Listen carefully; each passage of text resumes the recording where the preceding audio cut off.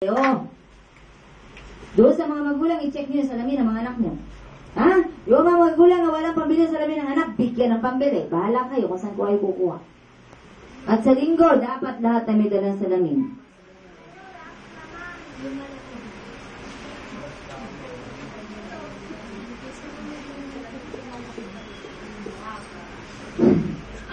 Palakpakan ng Diyos.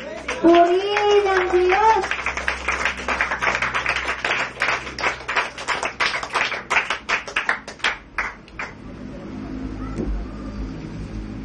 Si Moses ba? Anong dala? Bakit kayo may bastong si Moses? Sino nagbigay nun? Sino tao? May specific na tao na nagbigay nun. Ha? Asawa niya? Oh, hindi. Sige. Bago siya pumunta sa asawa niya, saan ba siya galing? Di ba tinapon siya? So may nagbigay na tao, hindi yung asawa niya. Hindi niya kapatid yun. Kapagkat hindi naman niya nanay yun. At hindi niya tatay yun. Niya sa Turing, anak ng kanyang mayroon siyang alam sa Biblia. Purihin ang Diyos! Amen! Kaya kayo naliligaw pagkat wala kayong kaalaman sa salita ng Diyos. So ang nagbigay pagamat kaaway, hindi alam. Nung kaaway na yun din ang gagamitin ni Moses para makalaya ang mga bihag. At sino yung mga bihag? Mga anak ng Diyos. Praise the Lord! Amen! Kaya salamin ha, huwag niyo yung babaliwalain. Ang tungkol ni Moses, yun ang nagligtas.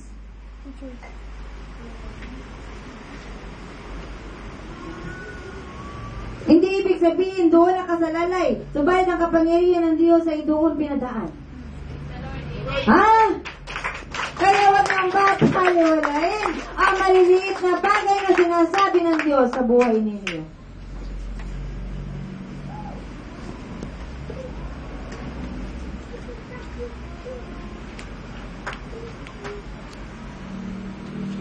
Ang krus na pinagpakuhan kay Jesus ay huwag niyong itatakwil.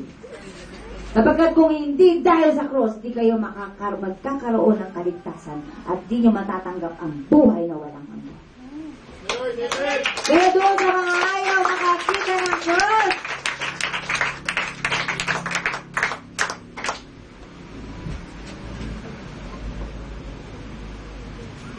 okay lang.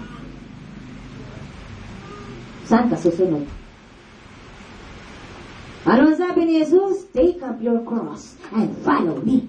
Praise the Lord! Amen! Lord! Amen! Kaya doon sa ayaw ng mga paghihirap, doon sa mga ayaw magtiis, gusto agad instant money. Ha?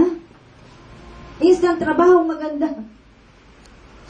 Naging instant ba yung pagliligtas ni Jesus? Instant ba? Hindi. Yung cross, binitbit niya muna. Pinasal niya muna. Para ano? Para doon siya ipako pala. Para sa iyo. Praise the Lord! Amen!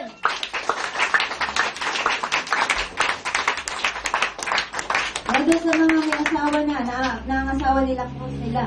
Bitbitin niyo yung mga asawa niyo. Asawa mo yan. Kaya doon sa mga wala pang asawa, bago kayo mag-asawa, siguraduhin nyo kaisa niya yan. Amen! Sapagkat may cross na bibit-bitin. Kapag hindi mo kaisa yan sa pananampalataya, mahihirapan ka. Sapagkat yung cross na bitbit niya ay ipapapasan sa'yo.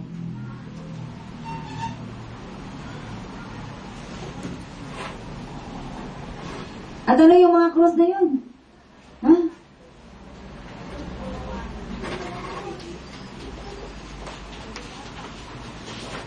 Ang taong wala sa Diyos, mabigat ang krus.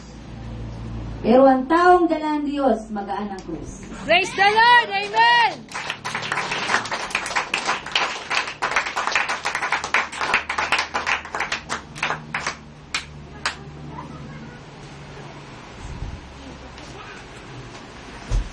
Kaya doon sa mga nakakarating sa gawain ito, doon sa mga hindi bumabalik, Hindi nila naiintindihan yun. Sabagat kung nauunawaan nila ang sinasabi dito, hindi sila aalis dito, hindi sila mawawala paglinggo. Bakit? Hindi ba inihimay-himay dito ng Diyos? Kung gaano kalaki ang pag-ibig ng Diyos sa tao? At ano kapag hinimayan ka ng pagkain, di ba ang sarap, lunok ka lang ng lunok? Subukan mong kumain ng bangus na puro tinik at hinimayan ka ng mahal mo. Di ba, lunok ka lang ng lunok sapagkat wala ng tinik. Praise the Lord! Amen! At dito ay hinihimay ng Diyos sa inyo ang pag-ibig. Para pagkaanin sa inyo. Para maunawaan ninyo. At ang taong wala ng tiyaga, busy sa pagpapayaman, sa pagkita ng pera, busy sa kung ano. Wala yan tiyaga. Kaya sa kanya na nakarating daw rito, na hindi alam kung ano ang pupuntahan niya, siya mag-iisip ngayon. Kapag naisip niyang mahalaga pala yung napuntahan niya, babalik siya sa linggo. Pero kung hindi niya naisip na mahalaga, wala siya rito sa linggo. At ang mga taong hindi bumabalik dito pag linggo, hindi nila alam kung gaano kahalaga yung nasumpungan nila rito. Praise the Lord! Amen! Kapag yung alam mo na mahalaga, yung nasumpungan mo rito, babalik ka. Babalikan mo sapagkat mahalaga. Ang isang kayamanang masusumpungan mo, palagay mo, hindi mo kaya pag-interesan? Kung nakakita ka ng kayamanan sa kabundukan, hindi mo mabibitbit sapagkat napakabigat, nakabaon pa. Bababa ka ng bundok pero babalik ka. Magdadala ka ng panghila, magdadala ka ng anumang bagay na kailangan mo makuha mo lamang yung kayamanang nasumpungan mo. At dito'y nasumpungan mo ang Diyos sa buhay mo.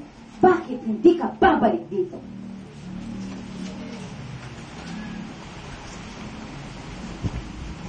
Dito'y mahirap masumpungan ng Diyos ng mga taong abala. Ng mga taong nakatingin sa kayamanan ng mundo. Ng mga taong ang puso ay wala pa sa Diyos. Kapag kung ang puso mo ay nasa Diyos na, dala mo na ang Diyos, magkaisa na kayo ng Diyos, babalik ka rito. Praise the Lord! Amen! Kung paano ang babae nito ay binigay niya ang buhay niya sa Diyos, magkaisa na sila ng Diyos, kailanman hindi iiwan ng babaeng ito ang gawain nito.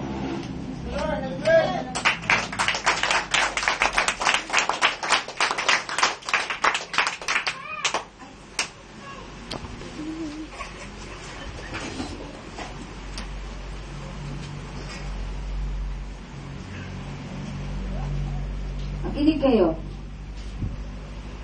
Sa tingin ng iba, walang kabuluhan ito. Abat marami naman church, marami naman lingkod ng Diyos na matatalino, na kayang ipaliwanag ang salita ng Diyos. Magandang lugar. Komportable kayo. Pero pagkatandaan ninyo, may pamamaraan ng Diyos na sadyang sa Kanya lamang at siya lamang ang nakakaalam. Praise the Lord! Amen! Kung paano nagkaroon ng isang babae dito,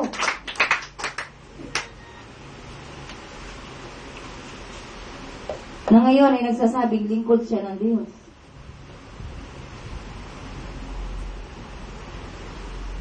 Wala ba kayo napupulot sa naririnig niya? Meron po. Di ba kayo nabubuhay? Di ba kayo unti-unting naliliwanagan? Kapagkat yan ang pamamaraan ng Diyos. Nang dahil sa isang babae lamang, kayo'y makarating sa tinig ng Diyos. Praise the Lord! Amen! At hindi lang yan. Subukan ninyo yung babae. Usapin nyo ang Diyos sa pamamagitan ng babae. Di kayo mabibito.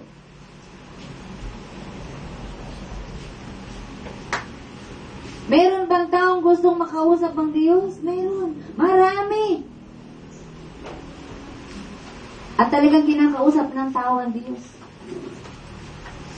Nasanay lamang ang tao ng daldal siya sa harapan ng Diyos. Pero hindi siya marunong makinig sa gusto ng Diyos. Ang gusto ng tao, siya lamang ang pakinggan ng Diyos.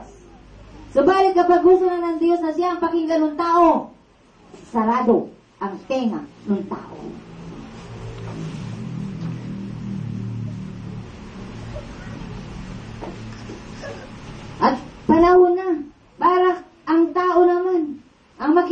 Sa sinasabi ng Diyos.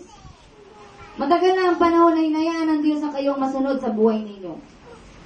Ngayon ay sinasabi na ng Diyos, anak, ako naman ang pakinggan mo. Pagkat wala nangyari sa buhay mo noong mga nakaraang araw.